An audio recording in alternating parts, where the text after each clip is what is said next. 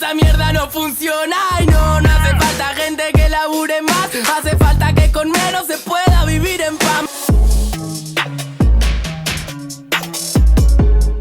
La inflación en nuestro país no da tregua y eso también impacta claramente en la pobreza. Si bien bajó algunos puntos, vamos a ver los datos del INDEC, los últimos datos. Ahí estamos viendo, la pobreza es del 37.7%, hay un 8.2% de indigentes en todo el país. Esto es alrededor de 17 millones de argentinos que están por debajo de la línea de la pobreza. Si bien se redujo casi 5 puntos a nivel interanual, la pobreza sigue siendo alta, muy alta para nuestro país. ¿Dónde está focalizada? Acá. Mira, los alimentos, que es lo que más perjudica a todos los trabajadores. Ahí estamos viendo, según la consultora EcoGo, vamos a ver estos datos que son importantes. Durante los primeros 3 meses del año de este 2022, la inflación de alimentos fue del 17.6, más de 3 puntos porcentuales por encima del IPC general, que habría subido un 14.4.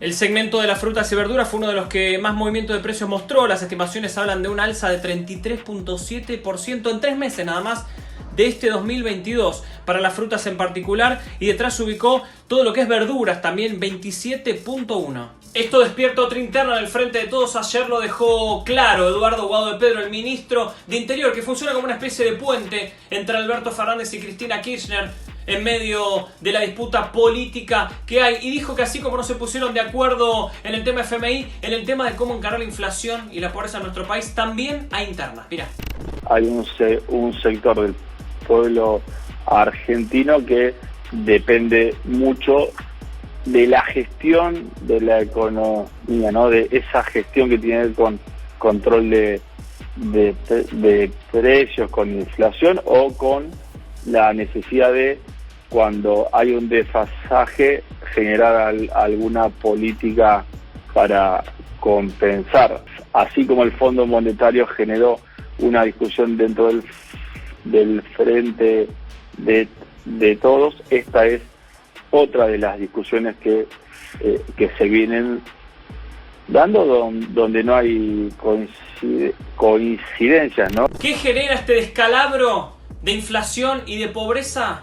Que haya un nuevo tipo de pobres, como nunca lo vimos. Trabajadores registrados, en blanco como se le dice, que están por debajo de la línea de la pobreza. Según la última medición del INDEC, 8 de cada 10 trabajadores registrados no llegan a fin de mes, no cubren la canasta básica alimentaria. Eso sucede hoy en la Argentina. Se recuperó la actividad económica a niveles prepandemia, pero la pobreza sigue casi en los mismos puntos. Eso le fuimos a preguntar ayer a la portavoz presidencial, a la vocera de Alberto Fernández, Gabriela Cerruti, que nos contestó esto. Ayer el ministro de Trabajo de la Nación en una entrevista dijo: aún con esta inflación no vemos problemas de salario. Según las últimas cifras del INDEC, hay un problema con el tema de los trabajadores que están formalizados, registrados. 8 de cada 10 están por debajo de la línea de la pobreza. La actividad económica se recuperó a niveles prepandemia, pero la pobreza sigue en los números parecidos a esos números.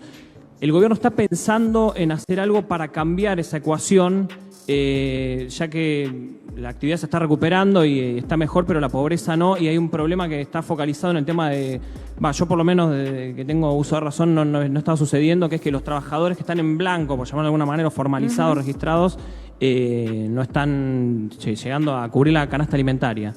Sí, hay un retraso con respecto a porque hay un retraso que viene desde el 2018-2019, los salarios perdieron casi 20 puntos durante esos años, y entonces hay un retraso con respecto a los salarios, con respecto a la inflación. Lo que el ministro Moroni dijo, que es lo mismo que estamos viendo, es que en las negociaciones paritarias que se están llevando adelante en este momento, en la mayoría de los casos se está acordando una suba del salario en los mismos términos en los que se dio la suba de la inflación, y en ese sentido acompañan. Lo que pasa es que no alcanzan con que acompañen, hay que recuperar lo que habían perdido. Ver de qué manera esto que nosotros reconocemos como la puja distributiva, en la que los empresarios tienen que ganar, pero los trabajadores tienen que poder cubrir su canasta, vivir bien y ahorrar, digamos, ese es el objetivo.